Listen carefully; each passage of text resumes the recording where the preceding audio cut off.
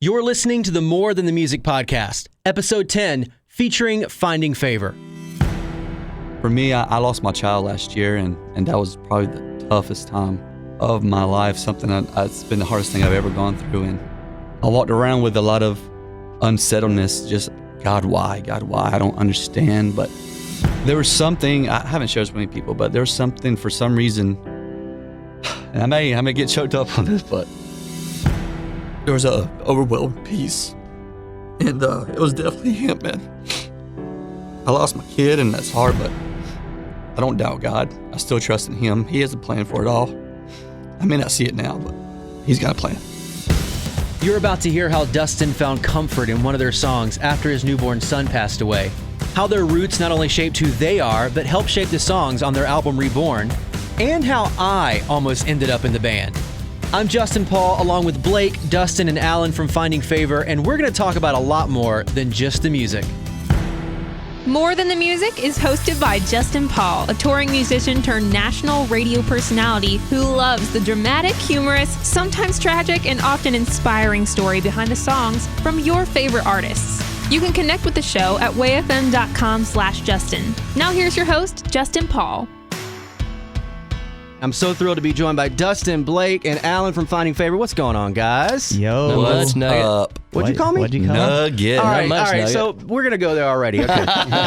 So, just like immediately you went there. I was going to wait. Before we get too started, all right, these are my friends, all right? We grew up together in South Georgia, like church camp buddies. Like, canteen. We go way back. The canteen. Dude, no lie, I was just thinking about that the other day because I saw someone post about church camp on Facebook, how I used to just, like, after kickball, go get Yoo-Hoos and Slim Jims and just, like, make myself sick. That's the worst combination. I always lost my canteen card. Yeah? Yoo-Hoos and Slim Jims. Dude, you'd just be so sick, like, meat. after that, but it didn't even matter. You'd go back to your little cabin smelling like feet because everybody hadn't taken a bath in a week. Well, you didn't have to. You swam. When you swim, that is your bath. Yeah. Yeah, that was pretty much it. Take your soap to the showers at the pool. But yeah, me and these guys go way back. There was even a stint where I played some drums with these guys a little bit here and there. Yeah. Mm-hmm. So what happened? Like, why am I not in the band right now? Man, We begged you, man. You were too busy. too busy. Oh, so it's my fault. It is. Yeah. Okay. Because we called you. we were like, So here's the bro, thing. If I'd have been available, would I have had a shot to stay in the band? Would there have been a shot? Now, you can be real. You're shaking your head no, but I'm kidding, You bro. can be real. No, You can be hey, real. Seriously, Let's you were leave. good, bro. Yeah. Do you still have it? I mean, are you still? I still got it, man. still And I got it, noticed bro? Josh isn't here, so We may need a fill-in. maybe you're saying there's a chance. There's I don't a like the chance. awkward silence. I don't think there is really a chance. Dude, you're killer, bro. Yeah, well, I don't know about that. He's a great But drummer. it was crazy because, like, every time you would call, it would be like, oh, sorry, man, I got something going on. Sorry, I had to cut my grass.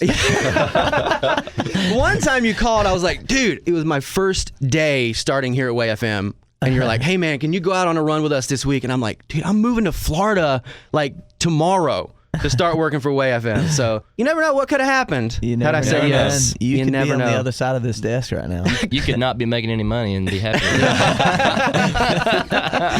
Is that the trade-off? Is that the trade-off? Yeah. So growing up in South Georgia, I mean, I've been there. I've been on the scene where you're just playing church after church after church. What's it like going from that to now being on a Toby Mac tour all these years later? Sure. Well, man, it's honestly for us, I guess if you would have come into it just playing arenas, some people, they get hired when a band gets to that level and immediately. But we saw the transitions happen, and we still play churches. I mean, no doubt. I mean, we're not just packing out arenas every time we play, but it is cool to be able to do all. I mean, Alan actually likes playing churches more than arenas a lot of times. Well, you know? I do enjoy playing the arenas, but I like the mixture. When you're in an arena all the time, it's the same stage setup. It's basically the same layout for X amount of shows, which is, again, that's amazing. There's nothing wrong with that. But I like going into churches and seeing, what's this church going to look like today? Yeah. You know, it's kind of, and it being more personal with smaller crowds. I guess it's the same thing. So most of the year we are on a bus, but like during the summer times we choose to jump in our van. And so there's pros and cons to everything. The pros of being in an arena or being in a church. The pros of being on a bus or being in a van. I mean, in a van, we get to see everything, you know. We're together a lot, which can be a good thing and a bad thing, you know. And you don't get to sleep. And you don't get to sleep in a van. Yeah, so I've been awake for 3 weeks straight. But what people don't realize is that, you know, they're hearing your songs on the radio now. They're hearing Refuge. They're hearing Cast My Cares. But Finding Favor has been a band for over a decade. Sure. Yeah. You know, before you were ever at this point. I mean, that's a long grind. Yeah, it has been, man.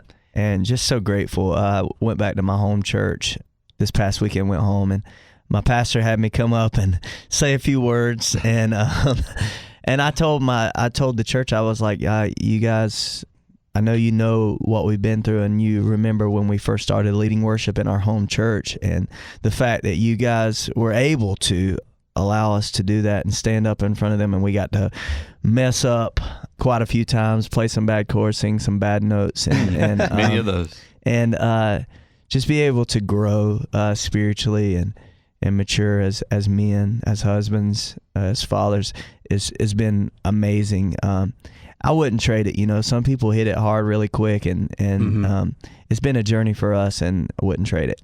You talk about saying a few words at your home church. I know what kind of church you grew up in, so that could be.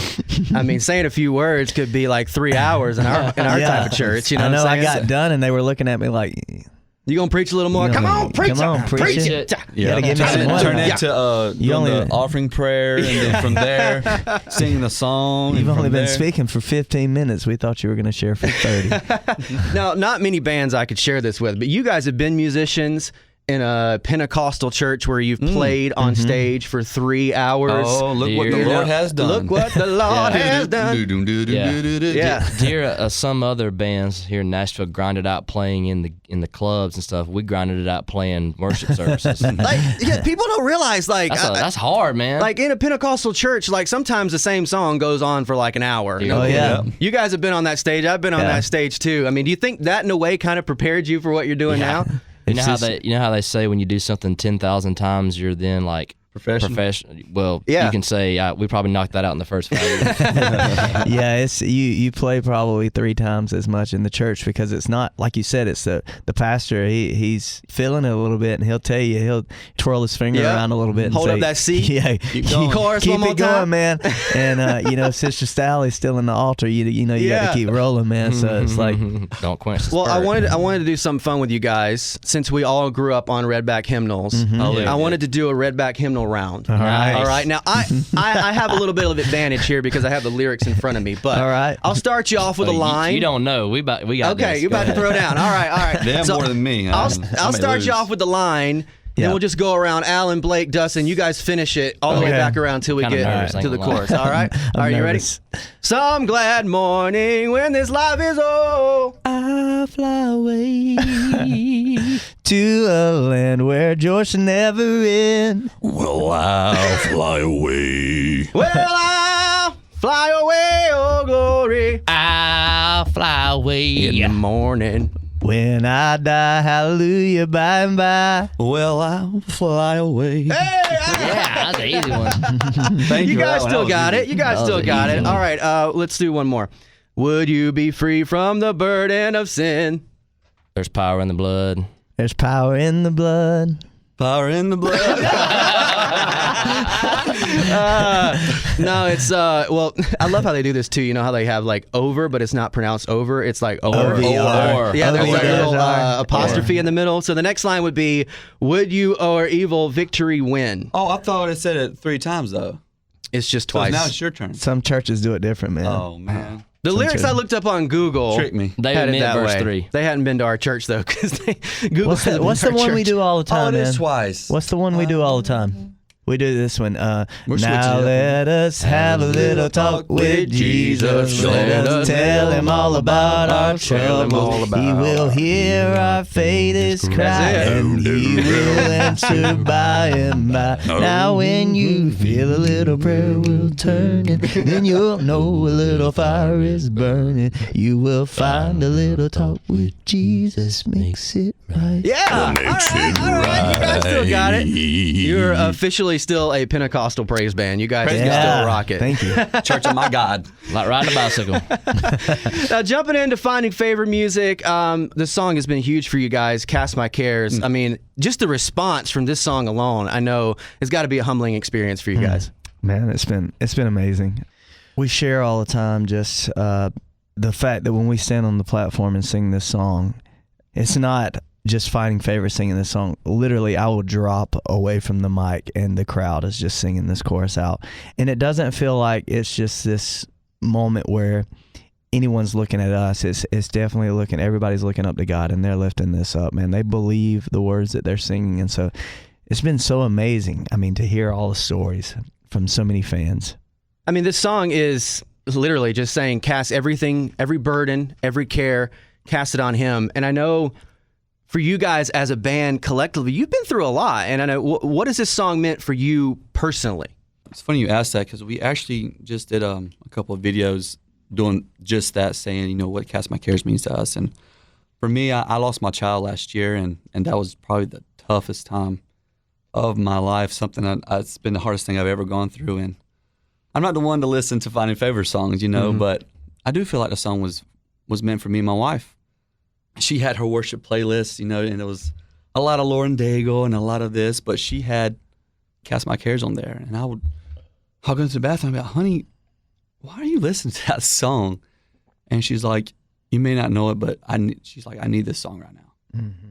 I see now what the song is doing, even though it was a song that, you know, we wrote. I see that it affects everybody. Mm-hmm. And just having to lay down that burden of hurt and just pain and not understanding why we had to go through this, but she needed to hear that she could cast her problems and troubles and anxiety onto Jesus, and that's exactly what I had to do myself, because I was carrying that every day. I walked around with a lot of unsettledness, just God, why, I don't understand, but knowing that I can turn this pain into something beautiful. Everywhere I'll have people come up, I'm sorry to hear the loss of your child, and they will share with me, I lost my 6-year-old boy, or I lost my daughter. And you stepping up like you've been doing and just sharing your story means a lot to me, and it actually encourages me. There's a lot of hurt still, but I'm glad to know that I can use it for good. And because we're friends, because we go to the same church, sure. I remember that point, and as friends, I know I hurt in that moment for you. I remember the night my wife called me, I was getting ready to do a show, and like that was one of the toughest shows I've ever had to do, just hurting for you, you know. And I remember saying, you don't know what it's like when someone asks you to pray for something until it really hurts. Yeah. You know? And I know there were so many people praying for you in that moment, and this was totally unexpected. I mean, this was a healthy pregnancy. Oh, yeah, absolutely, totally unexpected. nothing wrong. Yeah, there was nothing wrong. I remember standing at the memorial service too, and seeing you and your wife Hannah worship after just losing your first child. I don't know if I could do that. Like, did you believe that God was still in control in that moment, or were there doubts? Because it certainly, when I saw your faith, I went, I want faith like that.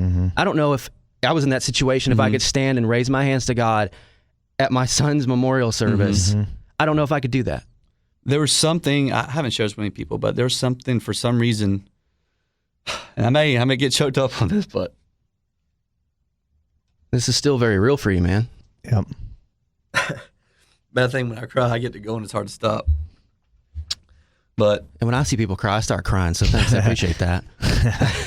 just to make it short, there was a overwhelming peace, and I couldn't understand it. I was like, why am I so calm right now? And it was definitely Him, man. I can tell you this, man, as someone sitting in that pew at that memorial service, your faith was contagious, man. Like, seeing you worship, seeing you believe that even through the toughest situation in your life, that God was still in control. Yep. That, for me, was encouraging.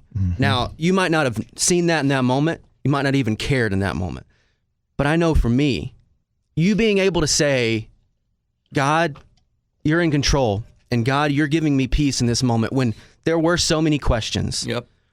I feel like I might have been the person going, God, why have you forsaken me? Sure. God, why are you putting me through this? You promised this, but you weren't. You were lifting your hand saying, God, you're amazing. Yep. I wish I had faith like that. I wish if I were in that tough of a moment in a situation, I would have faith to believe that God was still in control. Well, he's never failed me, man. I lost my kid, and that's hard, but I don't doubt God. I still trust in him. He has a plan for it all. I may not see it now, but he's got a plan. Yeah. And your son, Falcon, Yep. will be here pretty soon. July 7th. Like you said, he's never failed you. There's always a promise, even in our storm, even in our chaos. There's always a promise.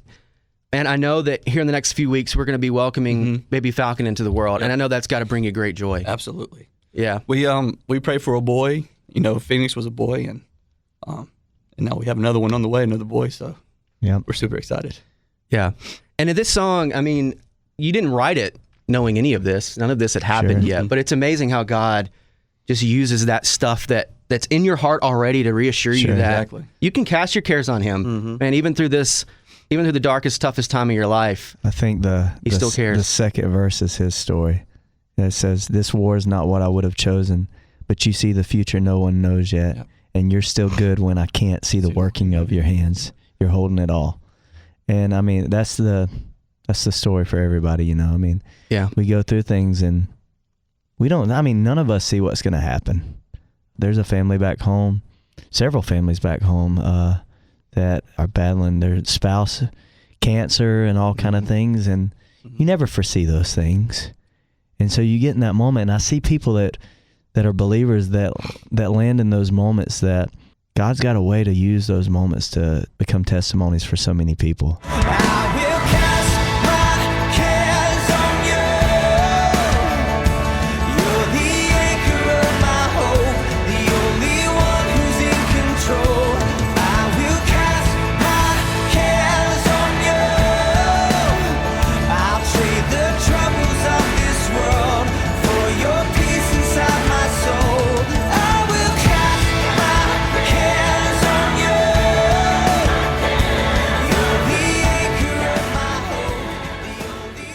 And another very real emotional song on this album is this song, Be Like You. Sure. I almost picture you guys, or Blake, especially you, just singing this to your daughter. I don't know if that's where you wrote it, but did the lyrics just hit me that way? I did. You know, started out, we were on the way to the hospital. My little girl, she's 2 now.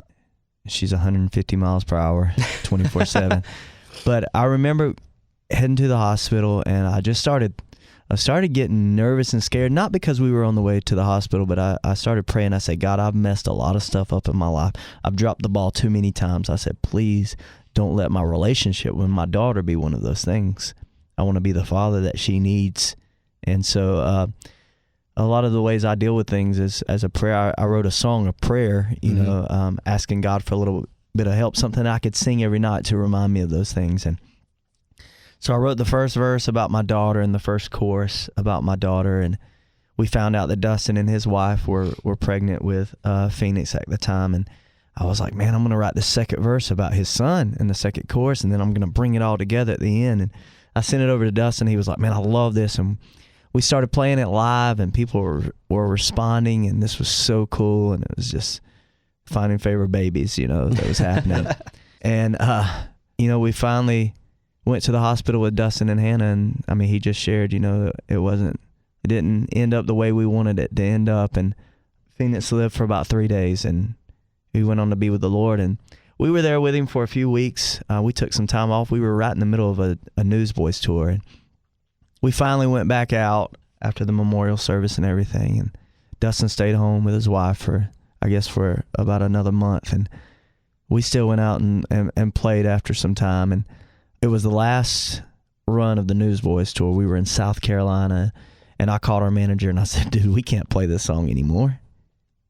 We're not going to be able to stand up in front of people and sing it. Dustin's not going to be able, he's not going to want to sing this every night and think about his son. And he said, well, we've got just a few more dates left on this tour. Dustin, he'll be at home. You know, he said, just share Dustin's story and, you know, minister to people, share the song. And so we played the song that night. We shared Dustin's story, and this guy, he walked up to me after the show. He was about 55 years old, and he just had tears just falling down the side of his face. He said, "You'll never know how much that song meant to me." He said, "Just recently, I lost my 21-year-old daughter and 18-year-old daughter at the same time in a car accident."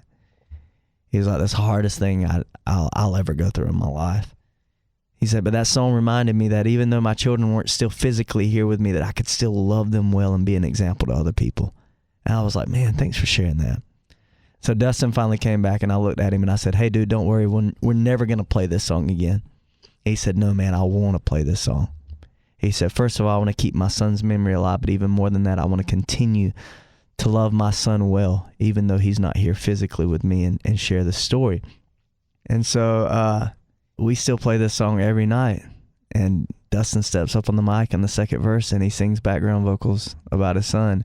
And so many people will come up to us afterwards and in turn share their story. And there's never a release from that pain or a release from that memory, but there is peace that happens in those situations that people can say, you know, he's been through it and he's using it for the glory of God. And there is going to be a time that I'm going to see my child again. That's right. And there is hope in this dark situation. And so, man, it's been really awesome to see that response. The Bible talks about a peace that surpasses all understanding. I mean, that is the peace of God that only can come from Him. Sure. When you deal with something like that, how could you, in that moment, find peace if it wasn't from God? I don't think it's possible. No, it's that's not fabricated. Yeah. I mean, that's real peace from a real God. Yeah. I don't understand like how my beautiful boy that was perfect, something happened and he's gone, you know, but I had a lady come up to me, family member actually, and she said, "I've been praying for you." I said, "Well, thank you." She said, "No, I haven't fallen to my knees in prayer in 20 years. I was like, you know what? My kid's not here and it sucks, but God has a plan for everything, you know. I miss my boy and I wish he was here, but if it takes something like that for my family members to get back to heaven, you know, get back to God." Your son lived for 3 days, and look at the legacy he already has. Exactly. 3 days on this earth, and he's reaching souls for Jesus that make an eternal difference in 3 days. Sure. I mean, I wish at the end of my life I could look back and say, I made that type of difference. Yep. So some people live their whole lives and never make a splash. Yeah. They made a wave. Man, thanks for being so real about that, dude. I know it's tough, but I think, man, you've already seen just in your concerts and just in sharing that lives are changed when you open up and say, this is what my life is about. It might not look good, it might be messy, but God used this. And I appreciate you guys being so raw and real about that. I wanna love them like you love me, give them everything I can. I wanna live a life that's holy and be a better man. You could have chosen anybody, but I'm the one you gave them to. If they're gonna be like me,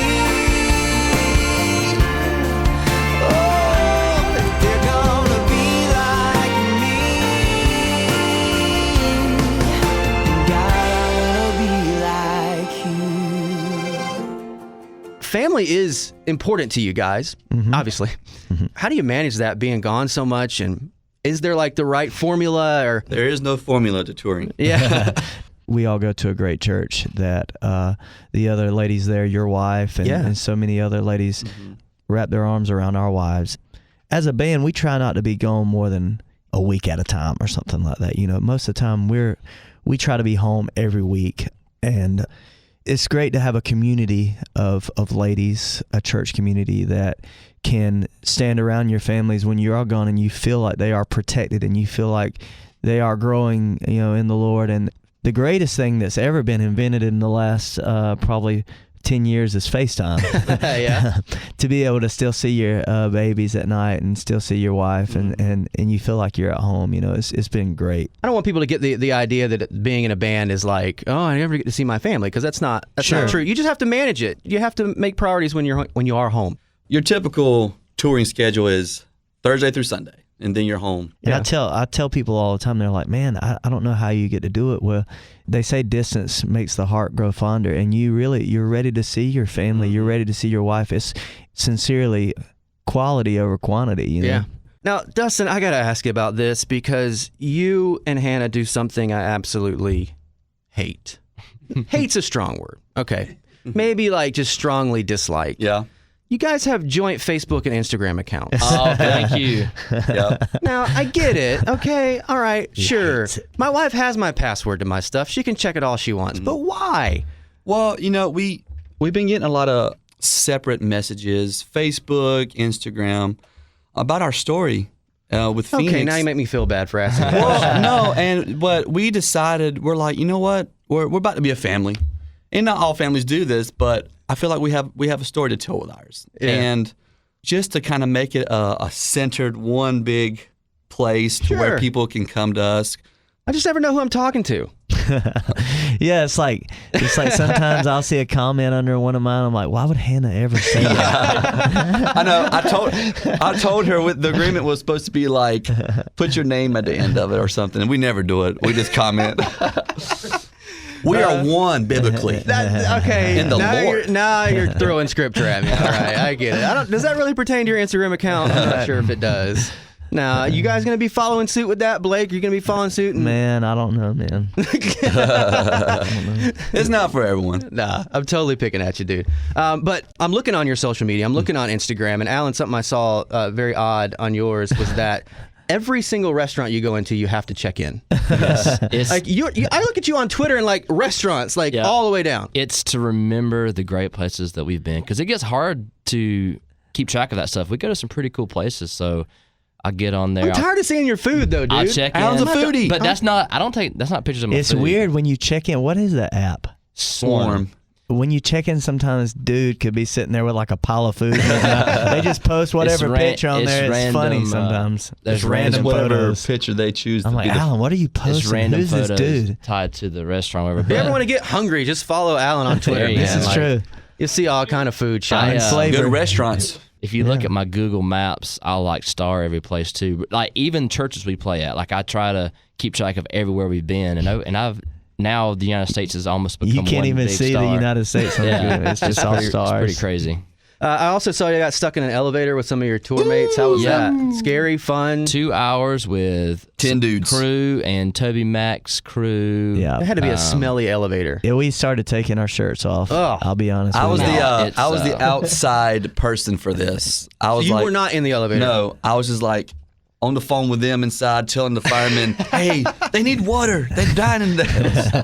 They're dying in It there. was an experience. Some of the dudes got real quiet and started sitting down. Shirts. Was anyone claustrophobic? Did anyone like really No, freak out? I don't think anyone was claustrophobic, but it was. What about Snoop? He was getting a little. Snoop was fine. He just had to sit down for a minute.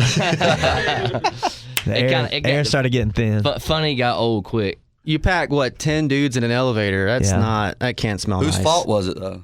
Blake? Really? Yeah. What happened? This elevator opened and the arrow was going down. And I was like, guys, let's get on this. And they said, no, it's going down.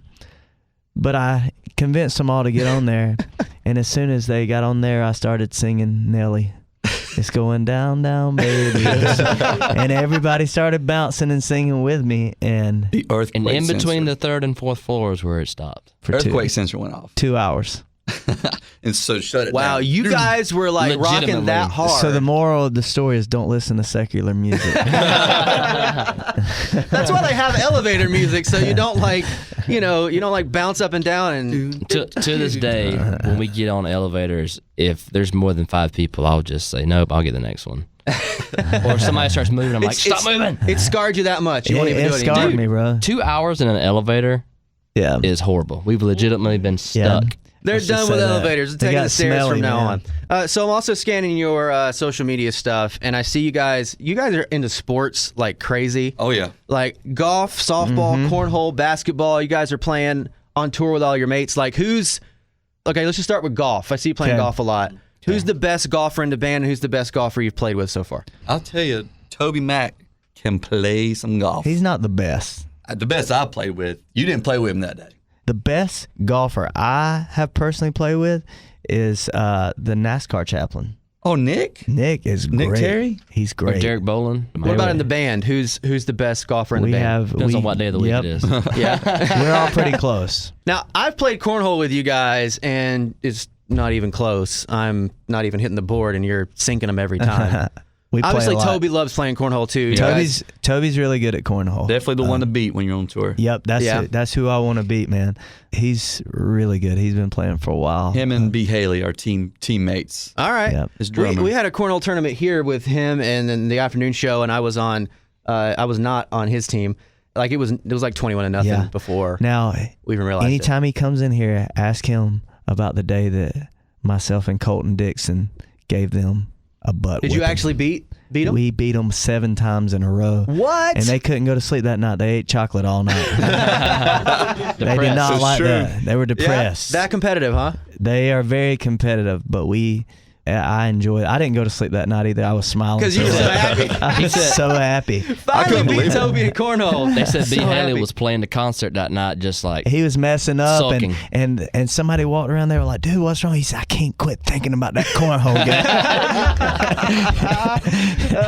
Dude, that's when you know like somebody's dedicated when they get that Oh mad man, about we it. get serious. We Colton's love it. good too, though. Yeah. Colton can throw. Back into the music. This song, Tiny Town. When I hear it, it just reminds me of home. Sure. It's like a good old South Georgia song, man. I mean, you guys grew up near the Onions in Vidalia. There you go. Yes, I sir. grew up in Tefton. That's how we say it. Tefton. Tefton. Tefton, I mean, Georgia.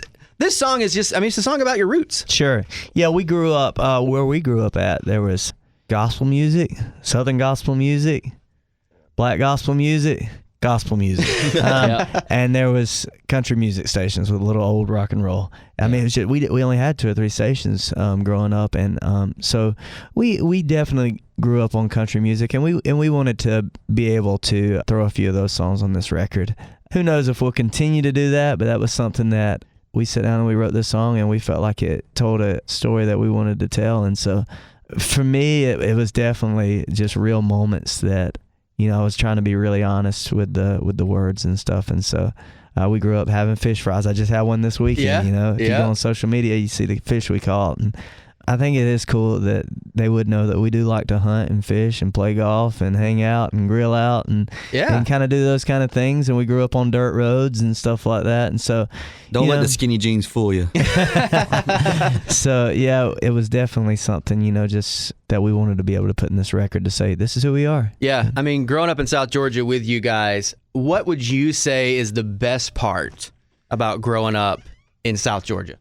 I think there's not, I mean, obviously you know this, there's not a ton to do. And, It's true. I mean, I hear people talk about this all the time. Man, life before, you know, the iPhone, or life before Facebook or the internet, you know, you had to spend time with your families, and you had to embrace that. You had to sit around and talk about life and love on one another. And so for me, even going back there, I'm on my phone a lot less, and I'm doing other things with my family and my grandpa, and having fish fries and gaining wisdom just listening to my grandpa talk. And so there's things I think about where we grew up that's a little bit more simple. Yeah. But I don't think that's a bad thing. Worst part about growing up in South Georgia, I know what mine is. Hot, man. Yeah, it's the It's heat, hot, man. Man, it was so hot, bro. triple It's digits the don't heat. play.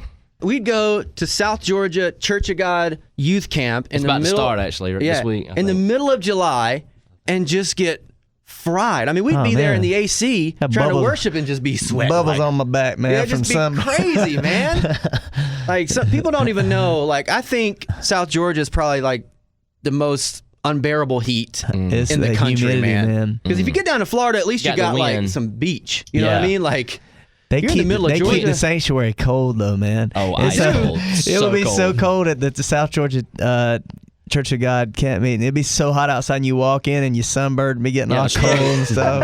Having strokes. hey, at least that AC worked good, man. Because It you'd be did. out there playing kickball about to die at youth camp. You know what I'm saying? Moving forward, looking back, can't get more than what I had. These memories like roots in the ground.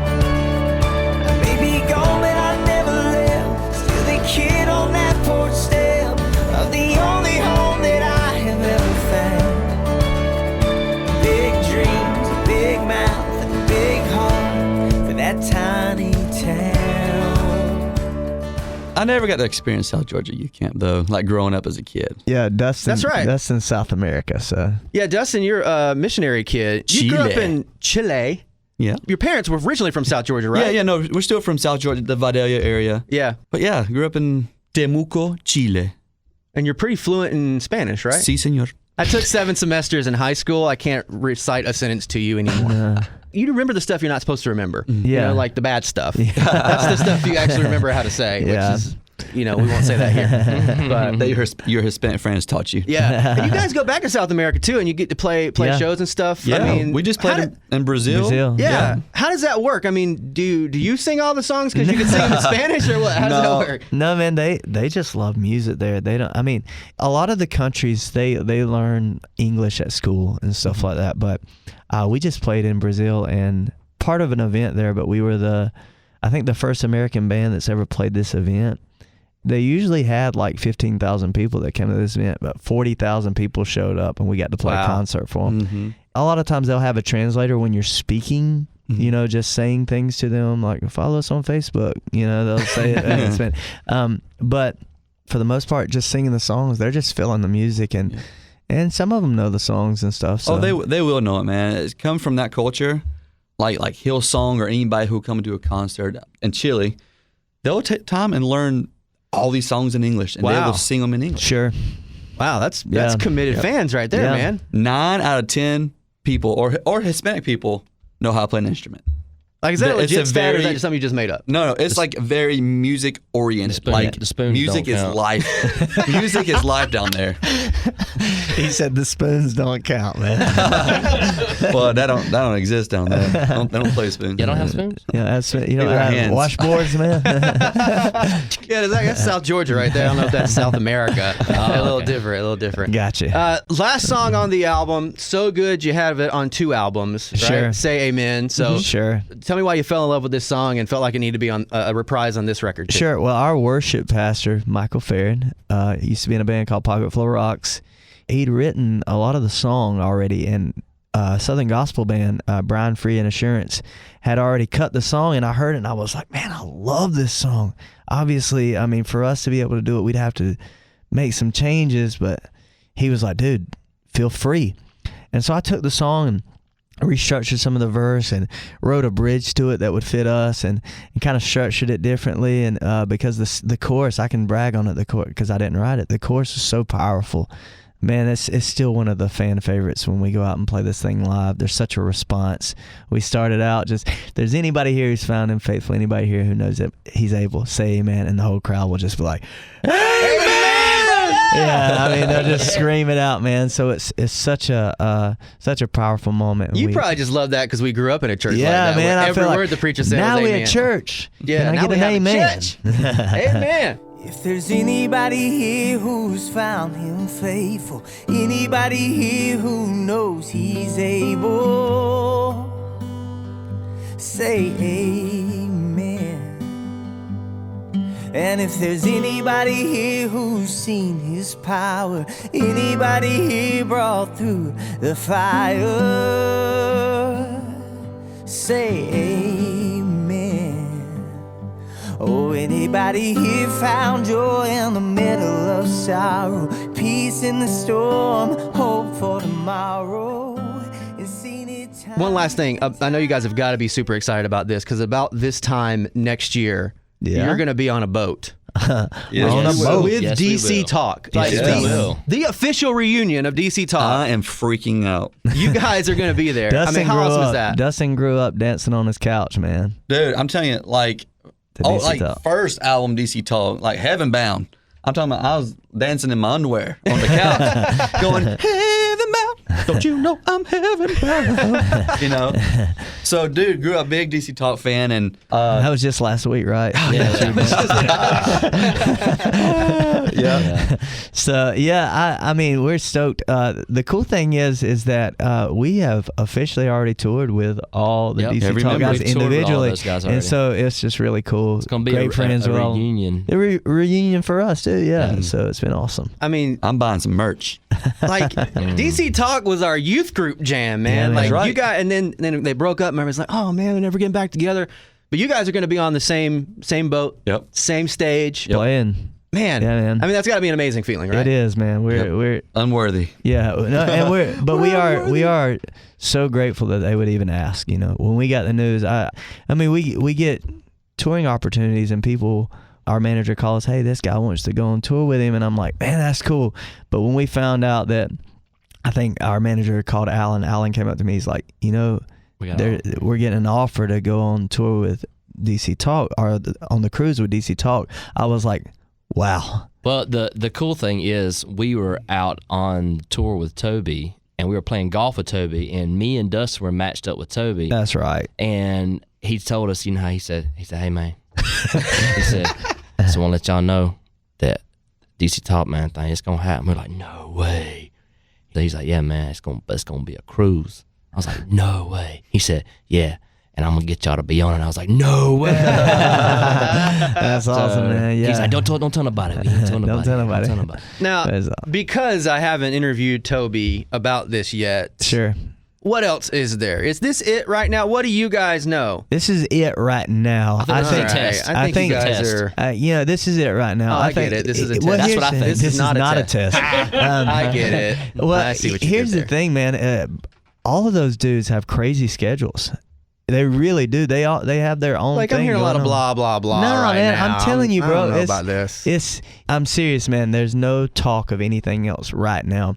But man, at the same time, I think for me personally, just speaking out loud without having heard anything, I promise you I haven't heard anything, that this won't be the only thing. Now, what that is it another cruise? Is it another tour? Is it more opportunity for something like that? I think something like that This is could sticking happen. their toes in the water, just kind of see, Yeah, okay, we'll see. how is this going to go? But they are big. I mean, the Newsboys are one of the busiest bands out there. plays so many Toby's dates. so busy, and Kevin's busy, and so it's just kind of one of those things where it's tough to just be stop. continued. Yeah, We'll see. We'll see what happens. Man, I'm so thrilled you guys are on the cruise, man. I know it's got to be a dream for you guys. Yep. And I'm so thrilled you're able to be here and share these songs. Thanks for coming in, guys. I really appreciate it, man. Our pleasure. Nugget. I love you, man. I Love you thought some we had gotten Nugget. past that, like the whole interview, and then right there at the We could have end. talked about our old band name. No, I didn't bring that up. See, you brought up my old nickname, and I didn't even bring up the fact. All right, cool. You Thanks for the guys- interview. Have a good day.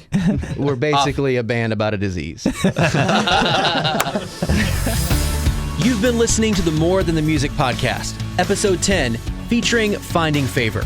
If you've enjoyed this episode or any others, would you kindly give the show a 5-star rating and review inside iTunes? Your 5-star rating and review would be greatly appreciated. I'm Justin Paul. To connect with the show and even have a chance to win an autographed copy of Finding Favour's Reborn, which was featured in this episode, just go to wayfm.com/Justin.